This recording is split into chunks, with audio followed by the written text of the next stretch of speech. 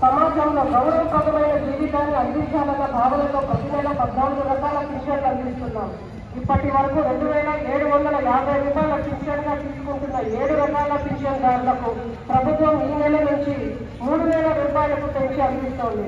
ఈ ఆర్థిక సంవత్సరంలో 2,94,232 మంది పింఛన్ లబ్ధిదారులకు గాను 712 కోట్ల 32 లక్షల రూపాయలు అందిస్తారు.